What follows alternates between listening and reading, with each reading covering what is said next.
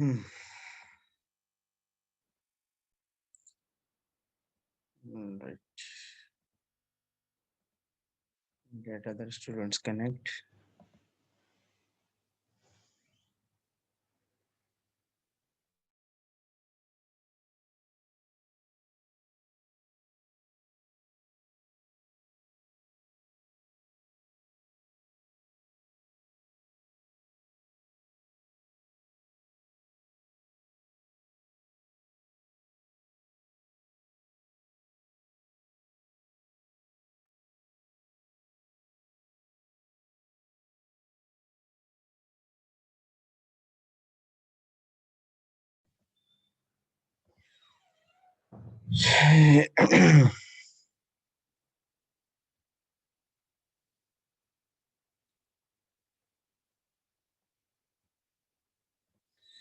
All right, start करते हैं।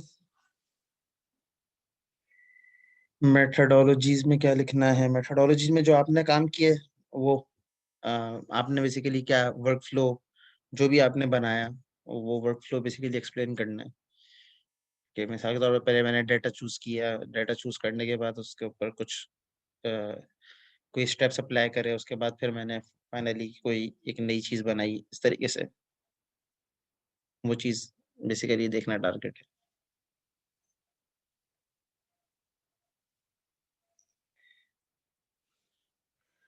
Alright, machine learning का एक कह लें आप इन डेप्थ इंट्रोडक्शन ले लेते हैं।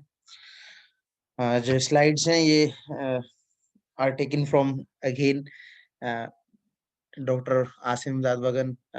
बेसिकली ये मेरे प्रोफेसर हैं, इनसे मैंने डीप लर्निंग मशीन लर्निंग इन्हीं से पढ़ा था मोहम्मद अली जिन्ना यूनिवर्सिटी में। मतलब मैं इनको अपना मशीन लर्निंग डीप लर्निंग का गुरु मानता हूँ, क्योंकि मतलब एज अ कोर्सेज मैंने इन्हीं से काफ़ी सारी चीज़ें लर्न करी हैं सर से, और अभी भी करंटली भी टच में हूँ।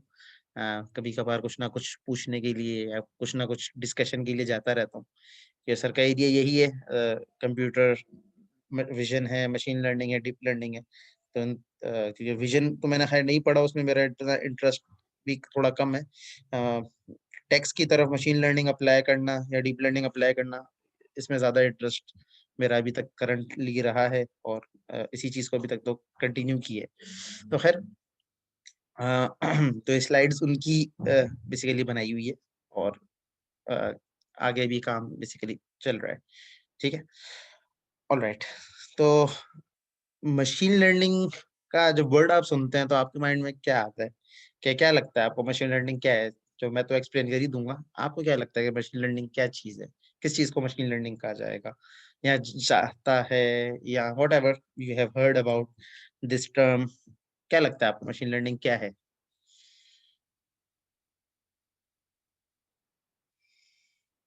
जी, अभी आप लोग ये बारी है। मशीन लैंग्वेज लगती है, मशीन जो अपने एनवायरनमेंट के हिसाब से सीखे और ग्रो करे।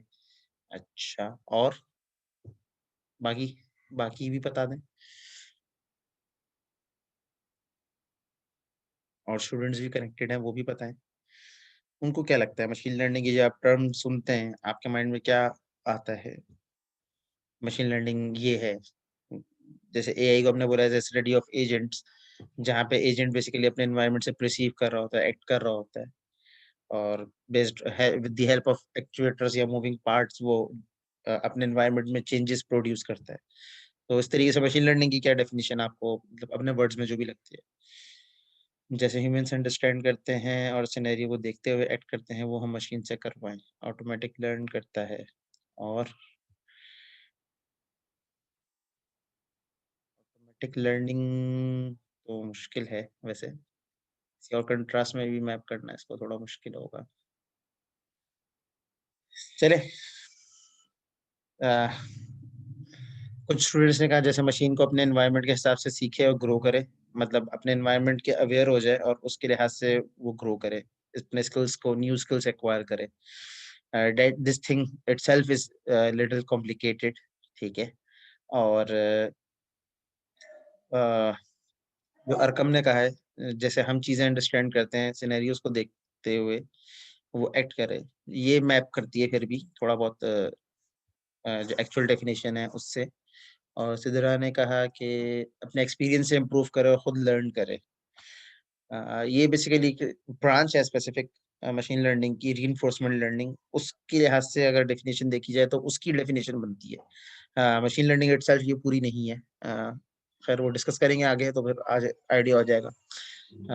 एक और, मशीन को लर्न कराना, मशीन्स को लर्न करवाना, तो ऑब्वियसली वही हम काम कर रहे होते हैं, लेकिन कैसे और क्या होती है ये डिस्कस करना टारगेट है। बिफोर डिस्कसिंग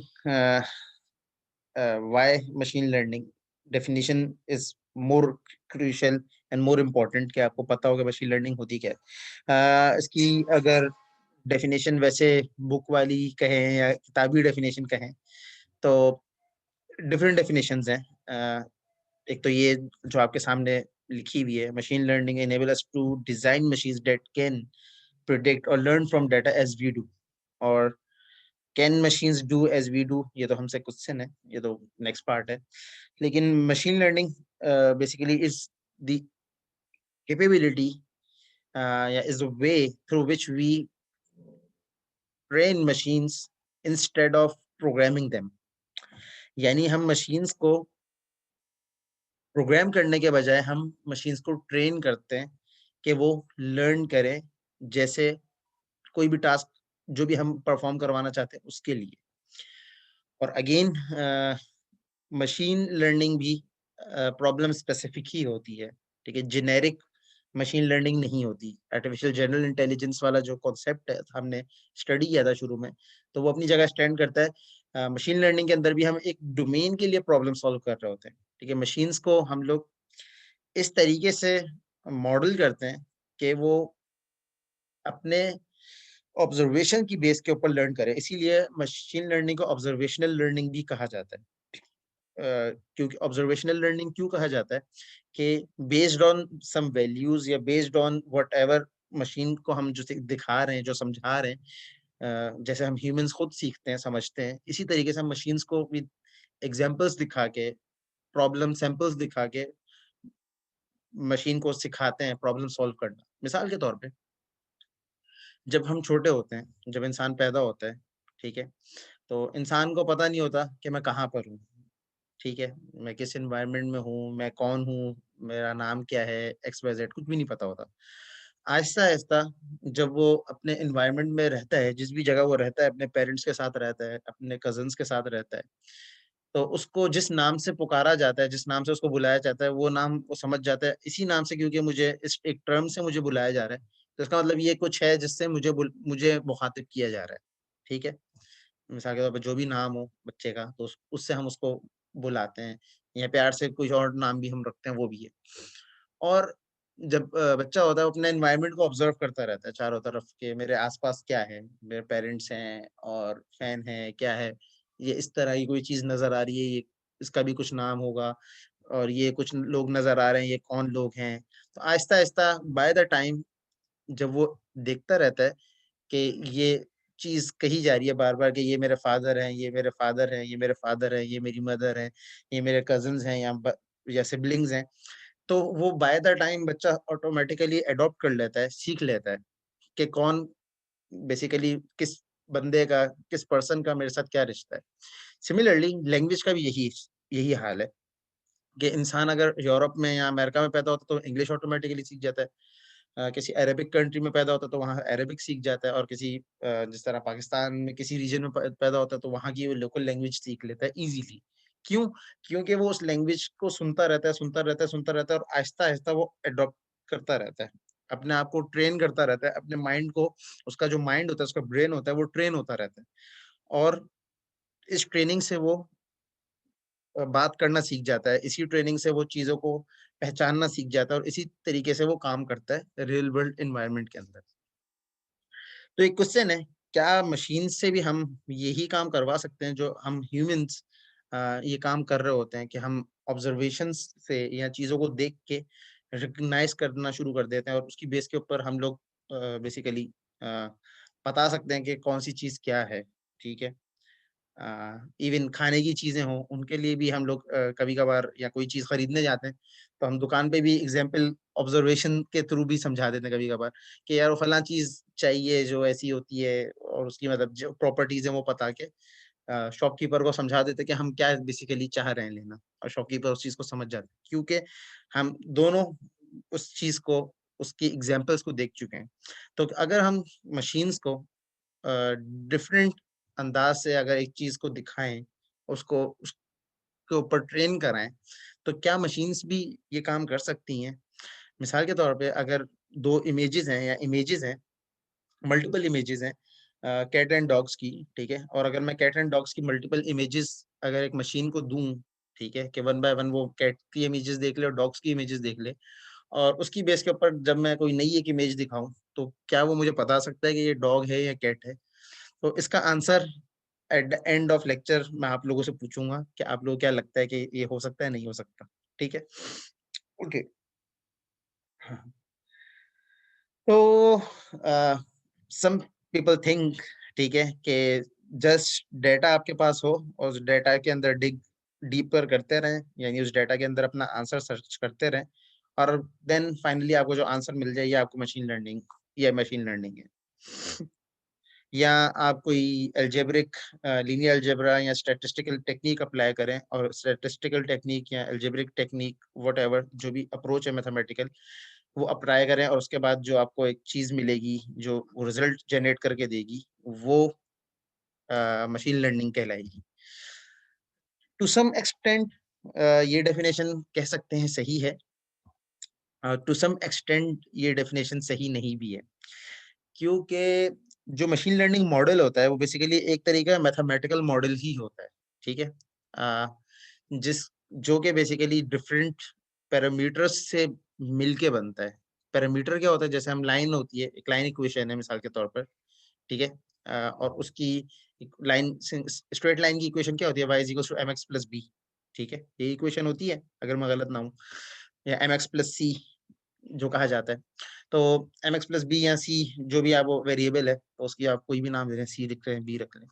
तो ये बेसिकली एक किसी भी लाइन स्ट्रेट लाइन को अगर आपने मेजर करना है या उसकी कोई कैलकुलेशन निकालनी है, उसको एवेल्युएट करना है, तो आप इस लाइन के through straight line distance find कर सकते हैं या उसका स्लोप वगैरह इंटरसेप्ट फाइंड कर सकते हैं। सिमिलरली अगर हम अपने डेटा पॉइंट्स के ऊपर या जो भी आपके डेटा सैंपल्स हैं, जिनको डेटा पॉइंट्स भी कहा जाता है, जो डेटा सैंपल्स हैं आपके, उन सैंपल्स के ऊपर अगर आप यही काम कर रहे हैं कि उनको लीनियरली सेपरेट कर रहे हैं, तो that is also machine learning. ठीक है, इसीलिए मशीन लर्निंग अब तो खैर ब्रॉड एरिया हो चुका है, कि उसमें डीप लर्निंग भी आ गई है और ऑटो एमएल का भी एक कॉन्सेप्ट आ चुका है कि ऑटोनोमस एमएल जिसको कहा जाता है। तो ये फर्दर न्यू कॉन्सेप्ट्स आ चुके हैं, लेकिन अगर क्लासिकल मशीन लर्निंग को देखा जाए तो वो ज्यादातर टेक्निक्स उसकी स्टैटिक्स से या लीनियर अलजेब्रा से ली गई हैं। ठीक है, और स्टिल उनको ही अप्लाई करके हम लोग अच्छे रिजल्ट्स प्रोड्यूस कर रहे होते हैं और रियल वर्ल्ड के अंदर हम लोग इन्हीं टेक्निक्स या इन्हीं अप्रोचेस को यूज कर रहे होते हैं। तो ये क्वेश्चन माइंड में आता है एज अ डेटा साइंटिस्ट या एज अ मशीन लर्नर कि अगर ये टेक्निक्स पहले से थी तो हम लोग क्यों पहले मशीन लर्निंग हमें नहीं पता चली क्या कि मशीन लर्निंग नाम की एक चीज हो सकती है और वो ये काम हम कर सकते हैं। हम अगर एक इमेज दें उस इमेज की बेस पे हमें आउटपुट मिल सकता है, तो क्या क्यों मशीन लर्निंग हमें नहीं पता चली? क्या लगता है आपको, क्यों ऐसा लगता है कि मशीन लर्निंग की जो अप्रोचेज हैं जब कह रहे हैं कि क्लासिकल स्टेट्स से इंस्पायर्ड है या लीनियर अलजेब्रा से इंस्पायर्ड है या मैथमेटिकल मॉडल होता है, तो मैथमेटिक्स तो अगेन 1970s 50s से एग्जिस्ट करती है। तो आज अचानक से ये एक बूम क्या आ गया कि जिसकी वजह से चीजें अचानक से बिल्कुल अल्ट्रा फास्ट हो गई और मशीन लर्निंग आ गई और हर जगह हम एआई की एप्लीकेशंस को देख रहे हैं। क्या लगता है, सोर्स नहीं थी मतलब रिकॉग्नाइज नहीं की हुई थी? और क्या लगता है? कंप्यूटर साइंस वाला चश्मा पहन के जवाब दो। ये जो जवाब है कंप्यूटर साइंस वाले स्टूडेंट्स वाला नहीं है, ये तो वो है कि मैं अगर कहीं जाके रैंडम स्टूडेंट्स में टॉक दे रहा हूँ मशीन लर्निंग के ऊपर, वो ये जवाब दे तो मैं मानूं। लोग कंप्यूटर साइंस के स्टूडेंट हो और फाइनल ईयर में के स्टूडेंट हो ज्यादातर, तो वो उस लेवल वाला आंसर दो। तुम लोग क्या, आप लोगों को कंप्यूटर साइंस के लिहाज से क्या लगता है इसमें कि क्यों ये चीजें मतलब इतनी पहले नहीं लोग इंट्रोड्यूस थे और अचानक से एक या इवन न्यूरल नेटवर्क का जो कॉन्सेप्ट है वो 1970s में आ चुका था। जो पहला मॉडल था जिसको परसेप्ट्रॉन मॉडल कहा जाता है, वो परसेप्ट्रॉन मॉडल 1970s में आ गया था। जॉफरी हिंटन ने प्रपोज किया था। आज भी वो बंदा वैसे जिंदा है, और उसने उसके बाद और मॉडल्स भी दिए हैं और one of the fathers of machine learning वगैरह कहलाता है। ईल यूसुफ ने कुछ आंसर दिए बेहतर, लैक ऑफ कंप्यूटिंग पावर। तो अब ये कंप्यूटिंग पावर हमारे पास कहाँ से आ गई? चलो मान लेते हैं लैक ऑफ कंप्यूटिंग पावर है। ठीक ठीक है, लैक ऑफ कंप्यूटिंग पावर थी, तो कैसे लैक ऑफ कंप्यूटेशन को हमने कैसे एक्सटेंड किया, कैसे इंक्रीज किया? हम में से कोई गेमर है जो गेम्स खेलता हो? द गेम ये वाला है, खाली काउंटर स्ट्राइक नहीं, और कोई ढंग के गेम्स जो खेलते हैं?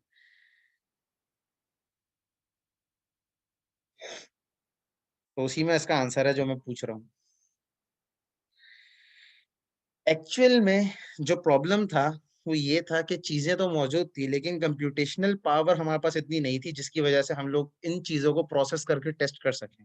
ठीक है, तो थैंक्स टू जीपीयूज के जीपीयू के अंदर आपके पास मल्टीपल कोर्स होते हैं, थाउजेंड ऑफ कोर होते हैं। आप सीपीयू के ऊपर मशीन लर्निंग डीप लर्निंग के एल्गोरिथम्स को इतना अच्छा नहीं चला सकते जितना जीपीयू बेस्ड सिस्टम के ऊपर उसको चला सकते हैं। मशीन लर्निंग का तो फिर भी चल जाता है। डीप लर्निंग के जो मॉडल्स हैं, जो मतलब सही वाले डीप लर्निंग के मॉडल्स होते हैं, वो जीपीयू के बगैर नहीं चलते। ठीक है, तो जीपीयू जो है ग्राफिक प्रोसेसर यूनिट, तो ग्राफिक कंप्यूटर साइंटिस्ट ने सोचा कि हम जब गेम्स प्ले करते हैं या ग्राफिक कंप्यूटिंग इंटेंसिव काम देते हैं, तो हम लोग क्या करते हैं कि हम लोग इन जीपीयूज के नेटवर्क में अपना काम जो टास्क है वो डिस्ट्रीब्यूट कर देते हैं। ठीक है, इब्तिसाम कहाँ क्या समझ नहीं आ रहा? ये बताओ तो फिर मैं वहां से रिपीट कर दूं। अभी तो मैंने स्टार्ट ही किया है मशीन लर्निंग को, अभी तो ज्यादा मैं आगे गया भी नहीं हूँ। कहाँ से रिपीट कर दूं इब्तिसाम?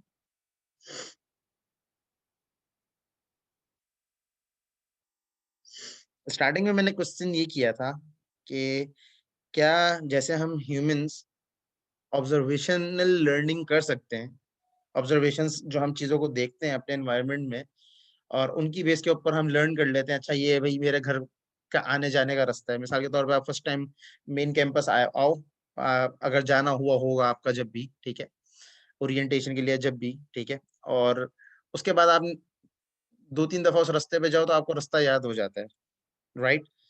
कि आप बेसिकली रास्ते को देखते हुए जाते हो, ऑब्जर्व करते हुए जाते हो, तो आपको रास्ता ऑटोमेटिकली याद हो जाता है।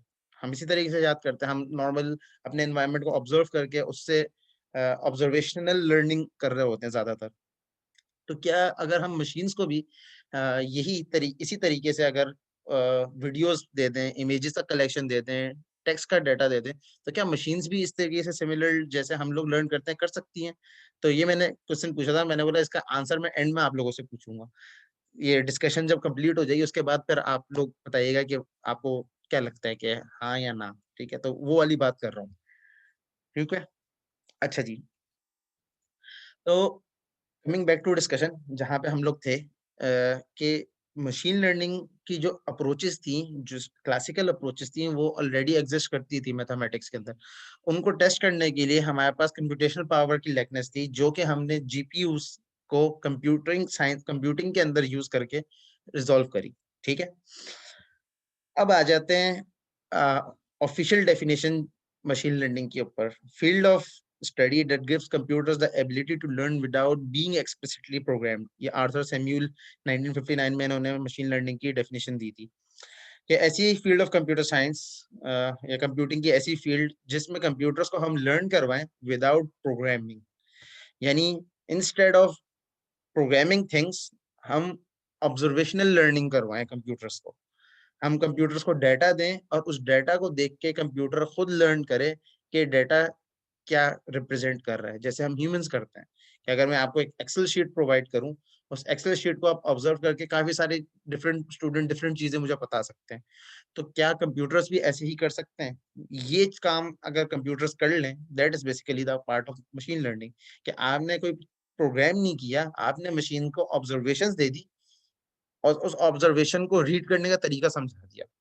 उसके बाद मशीन ने खुद लर्न कर लिया कि ये जो ऑब्जर्वेशन है, ये किस चीज की ऑब्जर्वेशन है। ये कोई इनकम इनकम स्टेटमेंट है, ये कोई बैलेंस शीट है, या ये कोई स्टूडेंट्स की एजेस हैं, या स्टूडेंट्स के सीजीपीए हैं, ये क्या है।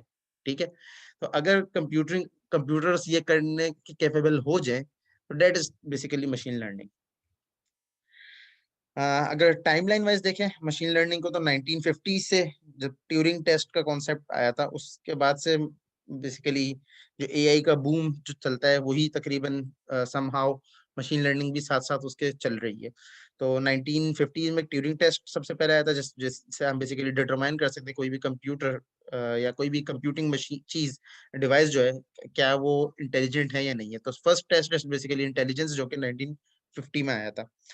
1952 में फर्स्ट चेकर गेम आ गया था, प्रोग्राम जो कि चेकर गेम को लर्न कर सकता था। बेसिकली ये भी रूल बेस्ड था, लेकिन still that is that was learning. ठीक है, कि वो चेकर की जो जो प्ले जो मूव्स थी वो लर्न करता था।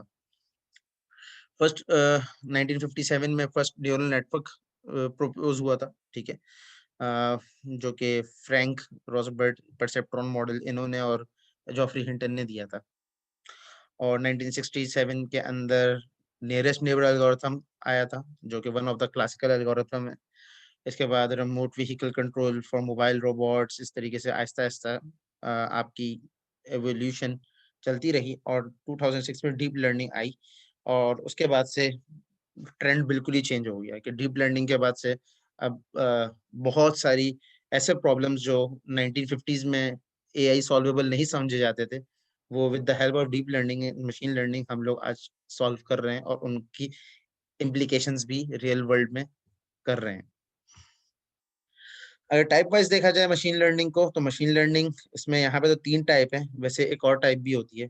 First thing is supervised, second thing is unsupervised, third one is reinforcement, and one that thing is missing, वो सेमी सुपरवाइज्ड है।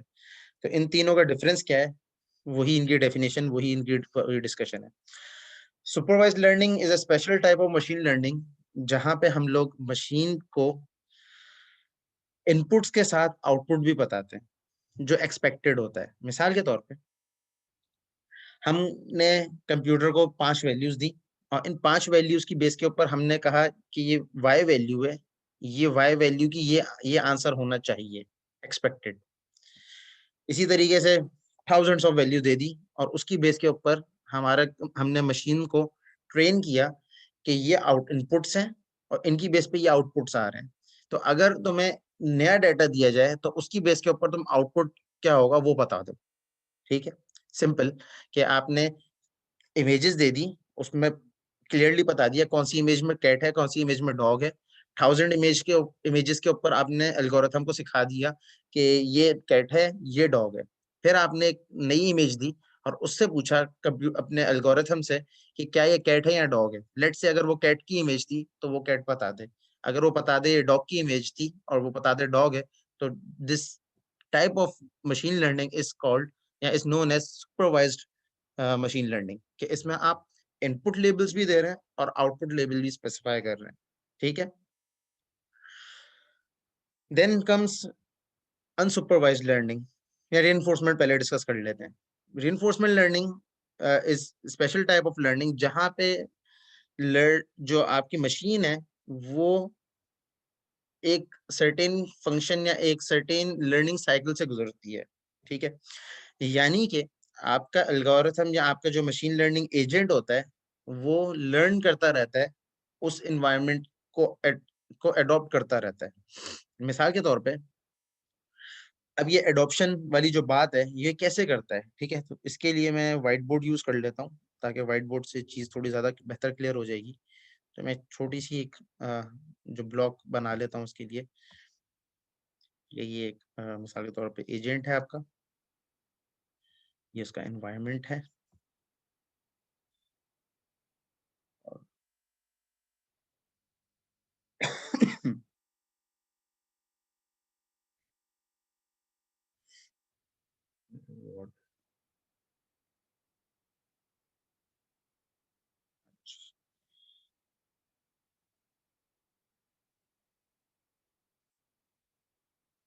एजेंट है, एनवायरनमेंट है जिसमें वो काम कर रहा है, और ये निश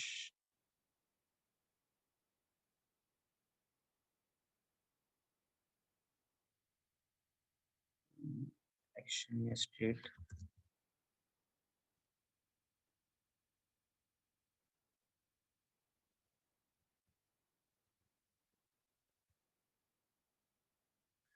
बेसिकली रिइंफोर्समेंट लर्निंग में होता क्या है कि आपका जो भी मशीन लर्निंग सिस्टम है, ठीक है, वो रिवॉर्ड और पनिश की बेस के ऊपर चल रहा होता है। मिसाल के तौर पर इसकी बहुत अच्छी और बहुत सिंपल एग्जांपल है।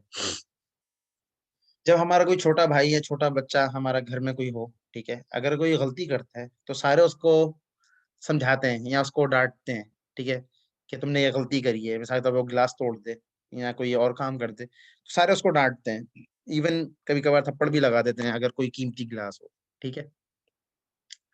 तो जो भी आपके एजेंट का एक्शन होता है उसके अगेंस्ट आप पनिश या रिवॉर्ड सेट कर देते हैं। जो रिइंफोर्समेंट लर्निंग का जनरल रूल ऑफ थंब है मैं वो समझा रहा हूँ, ठीक है। आपका नॉर्मल एजेंट भी समहाउ इसी तरीके से काम कर रहा होता है, लेकिन उसमें पनिश और रिवॉर्ड का कॉन्सेप्ट नहीं है। जब मशीन लर्निंग के कंट्रास्ट में बात करते हैं तो हम पनिश और रिवॉर्ड का कॉन्सेप्ट इंट्रोड्यूस करते हैं।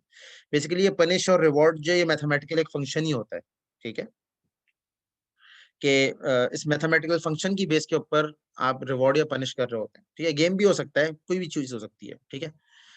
मिसाल के तौर पे कोई बच्चा पोजीशन लेकर आता है तो आप उसको शाबाशी देते हैं, शाबाश, या कोई अच्छी प्रेजेंटेशन देता है तो आप बोलते हैं शाबाश आपने बहुत अच्छी प्रेजेंटेशन दी, या दोस्त कहते हैं वाह भाई इसने जबरदस्त प्रेजेंटेशन दी आज, इसका एफआईबी की प्रेजेंटेशन बहुत जबरदस्त थी। तो रिवॉर्ड की बेस के ऊपर एजेंट अच्छी चीजें लर्न करता है, यानी एजेंट को बेसिकली हम गाइड कर रहे होते हैं रिइंफोर्समेंट लर्निंग में थ्रू रिवॉर्ड एंड पनिश, कि जो भी तुम्हारे एक्शंस हैं, जो भी तुम काम कर रहे हो, रिवॉर्ड और पनिश की बेस के ऊपर हम उसे सिखा रहे होते हैं कि ये काम सही है और ये काम गलत है।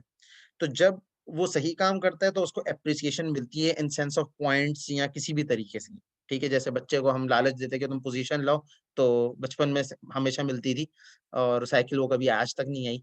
तो पोजीशन लोगे तो तुम्हें साइकिल मिलेगी, ठीक है, या पोजीशन लोगे तो तुम्हें PS4 मिलेगा या कुछ और मिलेगा। तो इस तरीके जितने भी रिवॉर्ड्स हम दिखाते हैं तो उससे बच्चा क्या करता है, बच्चे को मोटिवेशन मिलती है और वो अपना काम बेहतर करने की कोशिश करता है। इसी तरीके से पनिश है, ठीक है। अगर कोई गलत काम किया, अगर तुम फेल हो गए तो तुम काम से गए, इस तरीके से, या उसको डराना या कुछ और करना, तो वो पनिश है, ठीक है। या जैसे के तौर पे ग्लास तोड़ने वाली एग्जांपल थी, उसमें जो बच्चे को हमने थप्पड़ लगाया या जो डांट पड़ी वो पनिश है। तो उससे बच्चा अंडरस्टैंड करेगा, या एजेंट हमारा अंडरस्टैंड करेगा कि ये काम मैंने गलत किया है, तो नेक्स्ट टाइम मुझे ये काम नहीं करना। तो इस तरीके से टू एंड फ्रो, पनिश और रिवॉर्ड की बेस के ऊपर आपका एजेंट लर्न करता रहता है, और बाय द टाइम एक वक्त आता है कि वो एक्सपर्ट हो जाता है उस प्रॉब्लम को सॉल्व करने के अंदर।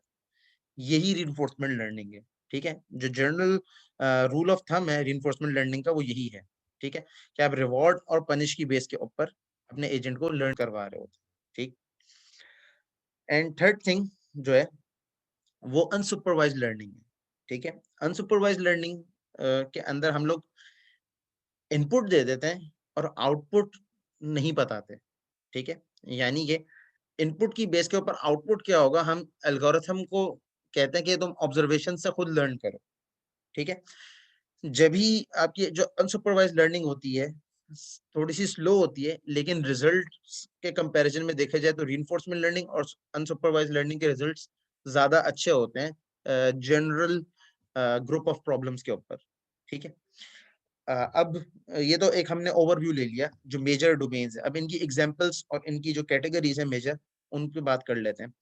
और एक जो ब्रांच रह गई semi supervise, semi supervise learning में हम क्या करते हैं कि कुछ लेबल्स के आउटपुट हम बता देते हैं, ठीक है, एज अ गाइडेंस, और कुछ आउटपुट लेबल्स को हम नहीं बताते। और एल्गोरिथम को बेस्ड ऑन ऑब्जर्वेशन ये लर्न करने के लिए देते हैं कि इसका आउटपुट क्या होगा एक्सपेक्टेड, वो तुम प्रिडिक्ट करो या वो तुम सजेस्ट करो, और उसकी बेस के ऊपर आपका एल्गोरिथम जो होता है, वो जो मशीन लर्निंग एल्गोरिथम होता है, वो लर्न करने की कोशिश करता है और उस प्रॉब्लम को सॉल्व करना वो सीखता है। तो ये चारों जो एरियाज हैं ये क्लियर है सबको, supervised, reinforcement, semi supervised, unsupervised. फिर इनके फर्दर फर्दर डेप्थ में जाते हैं अभी।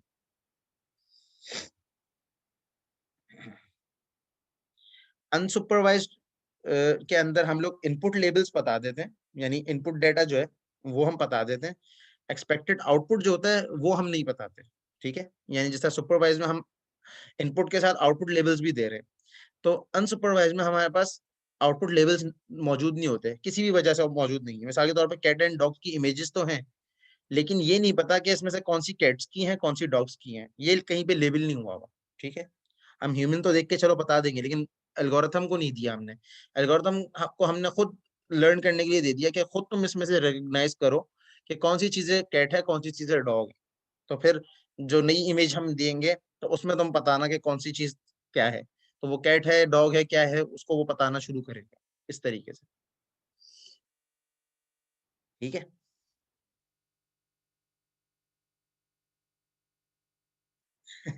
लैब में हुआ था कौन सा एल्गोरिथम अप्लाई किया था अली सलमान लैब में? सीएनएन किया था? सीएनएन पे नहीं हो रही थी, तुम लोग गलत दे रहे होगे, कुछ गलती कर रहे होगे, हो नहीं सकता ऐसा। ये तो सिंपल केएनएन से हो जाता है, ये सीएनएन तो फिर वो डीप लर्निंग का वो है। खैर, ऑल राइट। सुपरवाइज लर्निंग की दो कैटेगरीज है या सब कैटेगरीज कह लें, और अनसुपरवाइज की भी दो सब कैटेगरीज है। ये जो कैटेगरीज हैं ये बेस्ड ऑन इम्प्लीकेशन है कि अगर अप्लाई जब किया जाता है सुपरवाइज लर्निंग को या अनसुपरवाइज लर्निंग को, तो ये मेजर डोमेन्स है जहां पे ज्यादातर आप इनको अप्लाई करते हैं। सुपरवाइज लर्निंग को दो टाइप के प्रॉब्लम्स के ऊपर अप्लाई किया जाता है, क्लासिफिकेशन प्रॉब्लम्स के ऊपर और रिग्रेशन प्रॉब्लम्स के ऊपर। क्लासिफिकेशन प्रॉब्लम्स वो सारे प्रॉब्लम्स होते हैं जिनमें आपके पास डिस्क्रीट वैल्यूज हो, या आपके पास यस या नो की कैटेगरी आ जाए।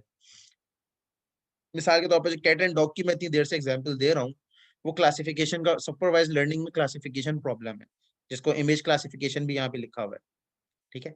इसी तरीके से किसी based on some input labels कि क्या इस बंदे को ये डिजीज है या नहीं है, ये भी क्लासिफिकेशन प्रॉब्लम है। जैसे कोरोना है या नहीं है, तो ये भी डायग्नोस्टिक जो है ये भी सुपरवाइज लर्निंग में क्लासिफिकेशन प्रॉब्लम में आएगा।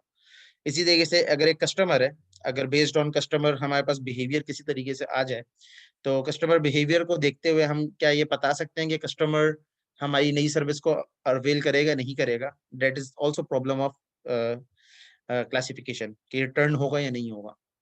इसी तरीके से कि एक पर्सन है, ये क्या फ्रॉड करेगा या नहीं करेगा फ्यूचर में, तो इस टाइप का जो प्रॉब्लम है, इस ये भी क्लासिफिकेशन की कैटेगरी में लाया करता है अगर आपके पास डाटा हो तो।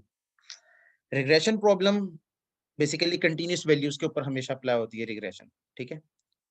और ऐसे जितने भी प्रॉब्लम्स हैं, ऐसे जितने भी प्रॉब्लम जो जिनके अंदर कंटिन्यूस वैल्यूज आपको प्रिडिक्ट करनी हो, वहां पे आप लोग बेसिकली रिग्रेशन प्रॉब्लम को अप्लाई करते हैं। मिसाल के तौर पर मार्केट मार्केट फोरकास्टिंग है, वेदर फोरकास्टिंग है, एडवर्टाइजमेंट पॉपुलैरिटी प्रिडिक्शन है, एक्सपेक्टेड एक्सपेक्टेड लाइफ एक्सपेक्टेंसी है, पॉपुलेशन ग्रोथ रेट है, वॉट एवर, इस तरह की जितनी भी प्रॉब्लम्स जिनमें कंटिन्यूस डाटा आपके पास हो, ठीक है, कोई गैप्स ना हो, ठीक है, क्लासेस ना हो, क्लियर डिस्टिंक्ट क्लासेस ना हो आपके पास, तो वहां पे आप रिग्रेशन अप्लाई करते हैं, ठीक है। अच्छा, अब इसका मतलब ये नहीं है कि रिग्रेशन अनसुपरवाइज नहीं हो सकती। अगर आपको आउटपुट लेवल्स नहीं दिए हुए और कंटिन्यूस डेटा है आपके पास, तो that can also go in unsupervised learning, ठीक है। ये जनरली इन कैटेगरीज में लाया करता, तो ये उस वजह उस लिहाज से इसको मैप किया है।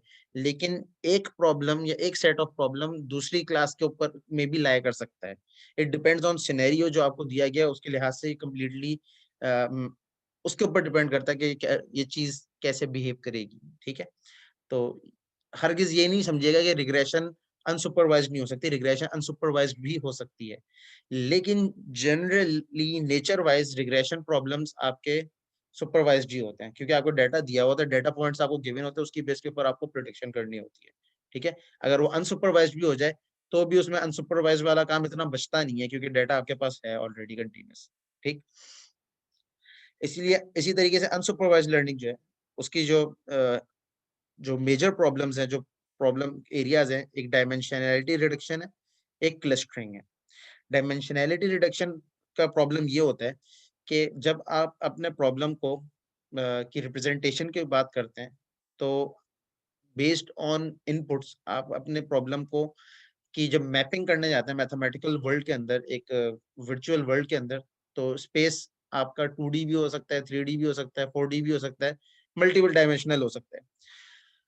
तो उन मल्टी डायमेंशन एरियाज को कन्वर्ट करके 2D में, 3D में या 4D में लाना, ये डायमेंशनैलिटी रिडक्शन एल्गोरिथम्स का काम होता है कि ज्यादा डायमेंशन या 1000 डायमेंशन से लेकर 1000 डायमेंशन हैं, उन डायमेंशंस को कम करते करते करते 3 4 या जितने भी हम लाना चाहते हैं उन पर लाना।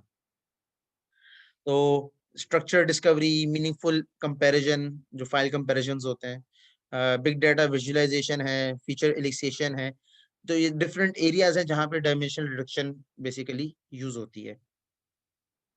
इसके में मशहूर एल्गोरिथम्स हैं डायमेंशन रिडक्शन के, वो पीसीए है, केएनएन एल्गोरिथम, नहीं डायमेंशन वो पीसीए है, टीसनी है, और एल्गोरिथम भी है। जो मशीन लर्निंग का कोर्स अगर आपको कभी पढ़ने का इत्तेफाक होगा तो उसमें आप लोग इंशाल्लाह इस चीज़ों को पढ़ेंगे। इससे रिग्रेशन के जो मेजर है, लीनियर रिग्रेशन है, उसको हम इंशाल्लाह देखेंगे भी फ्यूचर में, कल नेक्स्ट लेक्चर जो होगा उसमें हम देखेंगे इसको। और इसी तरीके से रिग्रेशन का लॉजिस्टिक रिग्रेशन है, और मल्टीनोमियल रिग्रेशन है, क्लासिफिकेशन के एल्गोरिथम्स में एसवीएम है, लीनियर रिग्रेशन भी यूज होता है, लॉजिस्टिक रिग्रेशन भी एज अ क्लासिफिकेशन प्रॉब्लम्स के लिए यूज होता है, सिनेरियो टू सिनेरियो ये मैप करता है। इसी तरीके से क्लस्टरिंग है। क्लस्टरिंग एल्गोरिथम्स क्या होते हैं? Clustering algorithms basically special class होती है जहां पे हम लोग based on some common characteristics लोगों को, या जो भी डेटा पॉइंट्स हैं उनको, उनका ग्रुप, उनको जंबल अप करना शुरू कर देते हैं।